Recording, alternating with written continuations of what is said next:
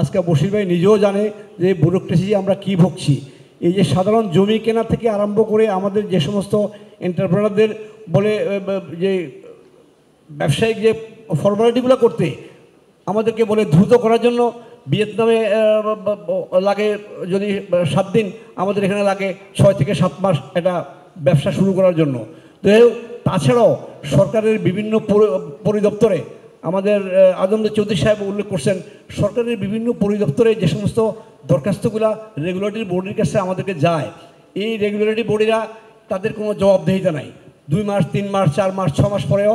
কারণ আমি আরেকবারও উল্লেখ করছিলাম যে আমাদের একজন ডিসি মহোদয়, উনি তৃতীয়বার 2 বছরের তৃতীয়বার যখন ওনাকে তাগাদাপত্র দিছে, উনি তখন বলল যে সরকারের নিয়ম অনুযায়ী ফাইলটি নথিটি চলমান রহিয়াছে।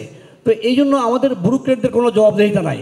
ওনারা 2 বছর 3 বছরও পরেও বলবো চলমান রহিয়াছে, কারণ নিচে পাঠায়, নিচে তাকে আরেকজনকে পাঠায়, সে আবার উত্তর দেয়, আবার কথা বলুন, আবার বিশদ পেশ করুন, এই কথাগুলো সবসময় লেখা থাকে। আমাদের এই রেগুলেটরি অথরিটির এই যে ইয়াগুলা, আমাদের যে সমস্যাগুলা, এগুলো যদি কোনো আরও দ্রুত সমাধান করে দেয়, তাহলে আমার মনে হয় আমাদের ব্যবসা বাণিজ্যের জন্য আমাদের যে সমস্ত আজকাল উদ্যোক্তারা আছে তারা অত্যন্ত উদ্যোগী। আরেকটা বিষয় হলো আমি এখানে উল্লেখ করতে চাই যে মিন্টু ভাই যথার্থভাবে উল্লেখ করছেন এবং উনি উপলব্ধি করেন, আমাদের সরকারের যে সমস্ত সংস্থাগুলো আছে প্রত্যেক সংস্থায় এখন মনে করে যে আমি নিজে নিজে অনেক বেশি আয় করে সে সরকারকে আয় দেখাই। আমরা একটা ব্যবসা করতে গেলে, একটা এলসি করতে গেলে, আপনি কৃষি মন্ত্রণালয়, ওই সরকারের এলসি করতে গেলে বিভিন্ন আমাদের এই যে কৃষি পণ্যগুলা সরকারের বিভিন্ন দপ্তরে আমাদেরকে এবং বিভিন্ন লাইসেন্স দিতে হয়। এই লাইসেন্সগুলো আগে ছিল আমাদের একটা এর জন্য চারণ বিলের কী হয়েছিল, ওটার জন্য ছিল আগে 5,000 টাকা, এখন সেটা হয়ে গেছে কনসাইনমেন্টের যত মাল থাকে তত টাকা, তার মানে তত পার্সেন্ট 5%। তার মানে এক জাহাজে মাল আনতে গেলে আমাদেরকে প্রায় 10 থেকে 15 লক্ষ টাকা দিতে হয়, আগে যেটা লাগতো 5,000 টাকা।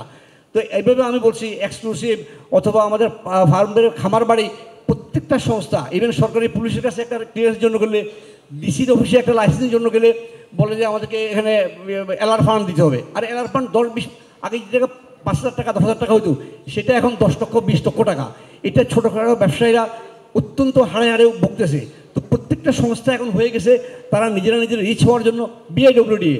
আগে তারা আমাদের কোনো সেবা দেয় না, প্রত্যেকের জন্য যেটিতে আপনার দিতে হবে কয়েক কোটি টাকা। তারা এখন সেলফ সাফিসিয়েন্ট, সরকার ক্ষেত্রে টাকা নেয় না, উল্টা তারা কোনো ড্রেজিং তো করে না। আবার ড্রেজিং করতে গেলে নিজে প্রাইভেট সেক্টরে তারা দেয় বাধা দেয়, চাঁদা দিতে হয় টিএনউকে, ওই আমার বিআইডব্লিউর লোককে। এই যে আমাদের যে প্রচণ্ড বাধা, এই বাধাগুলো দূর করতে পারলে আমাদের দেশের উদ্যোক্তারা অত্যন্ত উদ্যমী এবং উদ্যোগী। আমি মনে করি এই সরকারি বাধাগুলো আমাদের জন্য বিরাট। আর ব্যাংকিং পুঁজিসহ অন্যান্য সমস্যা তো আছেই, বাট প্রিলিমিনারি স্টেজে শুরু করতে গেলে এই যে হাজার রকম সমস্যা, এই সমস্যাগুলো সবাই বলে, কিন্তু আসলে এগুলো আমাদের আজ পর্যন্ত কোনোদিন এগুলো শেষ হয় নাই। সবসময় এগুলো আরও দেখা যাচ্ছে অবস্থা অনেক বাড়তেছে। যাই হোক, আমি আমার বাণিজ্য মন্ত্রীকে তার নতুন যাত্রার জন্য অভিনন্দন জানাইয়া আমি আমার বক্তব্য শেষ করছি। আসসালামু আলাইকুম। জি।